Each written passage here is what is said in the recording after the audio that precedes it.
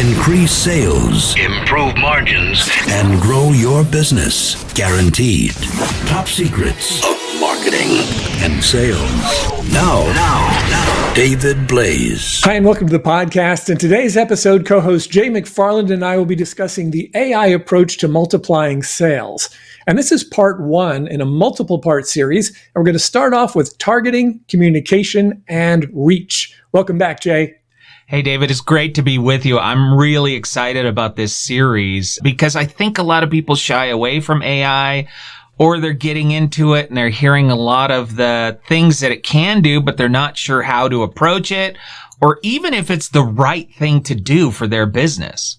Yes, agreed. And the way this actually came about is that we've been talking for a while over the course of the past several weeks in particular about multiplying your sales. And some people really struggle with this concept. And I thought, well, what does AI have to say on the topic?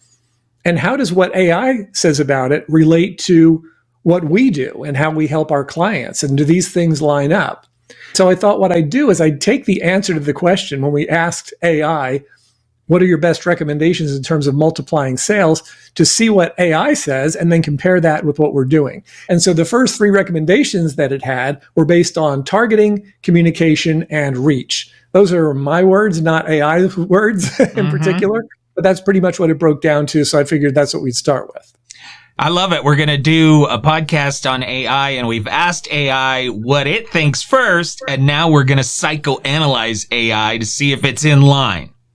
Well, to see how it lines up, because one of the things that I found interesting was that when I asked it about multiplying sales, it was coming back with responses that talked about increasing sales. And so I asked it specifically to come up with recommendations based on multiplying sales. And at first it seemed resistant to that. So it talked about growing sales and multiplying sales, but this is where it landed. So I figured we'd start with this. Now, I had asked it to prioritize these things. I'm not quite sure if it did, but this is what it came back with. So the very first recommendation that it had in terms of multiplying sales, I'll tell you specifically what it said first, and then we can discuss it. Okay. So the first thing that it recommended is it said, define your target audience. Clearly identify your ideal customers and understand their needs, preferences, and pain points. So that's how it started. What do you think of that take? It sounds very, very traditional, very typical, common knowledge. The first thing that I learned in a sales class years ago, identifying your target audience. But I feel like that's so basic. And when you talk about multiplying sales, I tend to think that's more about taking the existing clientele and getting them to spend more. That's what I think about. I tend to think that way as well. But I thought it's a pretty good jumping off point because whether your target audience means your existing clients and the new clients that you want to go after, I think it makes a whole lot of sense to lead with determining who it is that you're going to be going after. I relate a lot of this to what we do in our Total Market Domination course. One of the very first things we do in our course is we have a 3-level system of targeting. So what AI is recommending here in sort of a general sense in terms of defining your target market is something that we really dive into pretty heavily with our clients. Because without that targeting up front, if you don't know exactly who it is that you're going after, who your ideal client is, the likelihood of bringing an ideal client through the door is generally slim to none. Yeah, and we've talked a lot about this in the past, that knowing who your target audience is so important, because you may spend a lot of time spinning your wheels going after a really large base of customers and getting leads for people who are not going to turn into customers. So you're going to save time and money and effort if you can really hone that in. Yes, I completely agree. So I thought the first thing that it came back with is pretty good. A little general. It seemed to me to be the kind of thing that one might get at a Chamber of Commerce session on growing your sales. Define your target audience. Yes, makes perfect sense. For me, with a lot of these, the devil's in the details, right? It's going to be, well, how do we do these things? This is essentially the what to do, but it's really the how to do it where the money comes from. So the second thing that it recommended is to develop a compelling value proposition. Create a unique selling proposition that clearly communicates the value of your products or services offer to customers. So that's what it said. What's your take? Once again, I think that you need to understand your customers' pain points, right? And what their needs are. You need to understand why you are of value to them. It can't be, I just have this shiny thing that you want. They need to understand how it's going to make their life better. I've heard it described as you need to make them the hero, right, of the story.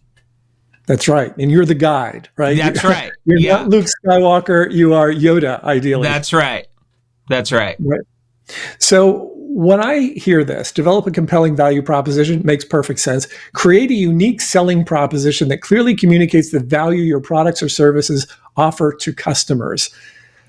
It's, again, great advice, but I can't tell you how many business owners that I've worked with that knew that they should create a unique selling proposition, and they either never got around to doing it, or they didn't have a process for doing it, and they never managed to get it together. So once again, it seems to me like a rather boilerplate approach to this. Good stuff, necessary, but not always as easy to implement. Once again, sort of the difference between the recommendation here and the way that we do it with our clients is that we focus on a couple of different things when it comes to communication. And the first aspect of it is what they hear from you initially, because the communication we have with clients is very different when you're trying to introduce yourself to them than it is when you've known them for a long time and you've been working with them for a long time. So I find that difference, the difference between early stage communication and then ongoing communication and late stage communication, are different. And without establishing what needs to happen in each of those areas, I think it becomes a little too generic. Well, one of the things I love about what you do, David, is I was having this conversation with my son the other day, and I said, doctors, they learn how to heal people. They don't learn how to run a medical practice. Attorneys learn how to deal with legal things. They don't learn how to bill and those kind of things. Or, a chef has a great recipe. They don't learn how to do all this marketing and targeting of audiences and those kind of things. And so, like you said, I don't know that they ever get around to it at all. Very true. And some of them don't. And that can definitely be an issue. Yeah. So the third thing that it came up with is optimize your marketing channels. Utilize a mix of online and offline marketing channels that align with your target audience's preferences, such as social media, email marketing, SEO, and targeted advertising. So that's one sentence, Jay. It makes it sound so easy. Just do that. Just do that thing. That's all you have to do. It's a miracle. Exactly. Right. What did you do today? Well, I optimized my marketing channel. Really? What did that consist of? Well, it consisted of utilizing a mix of online and offline marketing channels that align with my target audience's preferences, such as social media, email marketing, SEO, and targeted advertising. Done. And then I took the rest of the afternoon off. That's right. Done. Yeah. So what do you make of that? Well, so simple. Oh, my goodness. I mean, if we could all have the magic formula for that. In today's business, that is the absolute key. How do you find balance in those things?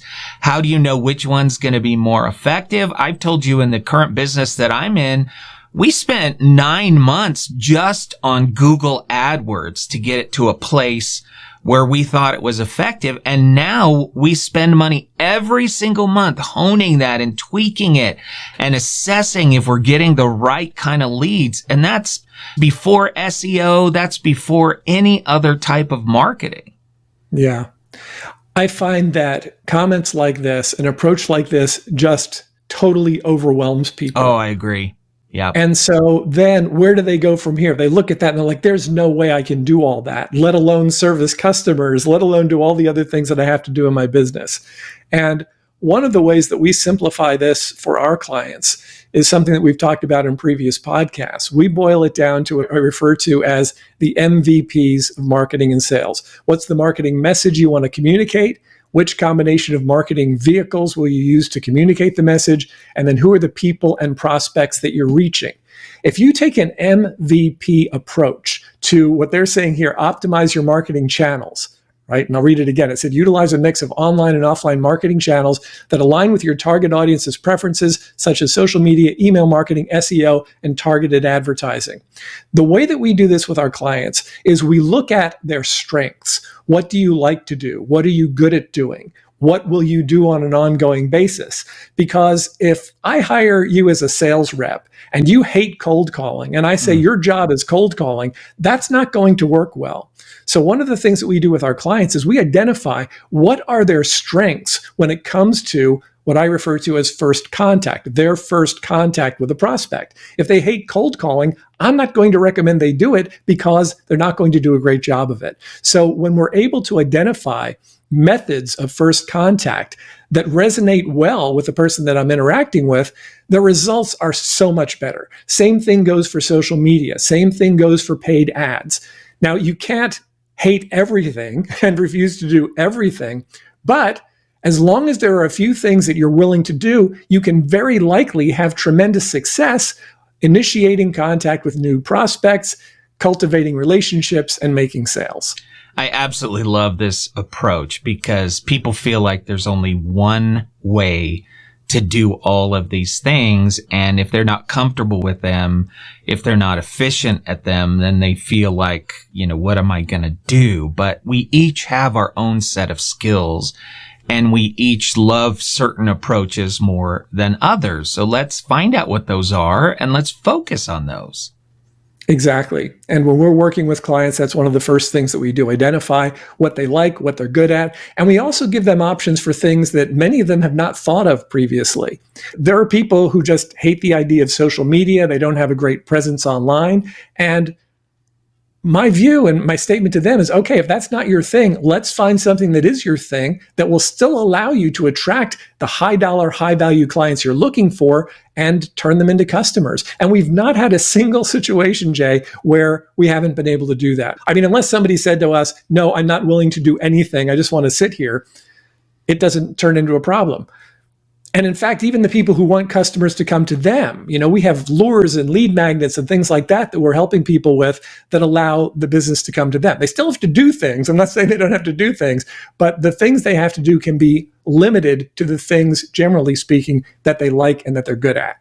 Yeah. So lesson learned AI, great starting point. It's not bad information, but how do you apply it to your situation? Find out more and talk to David, right? How do they find out more?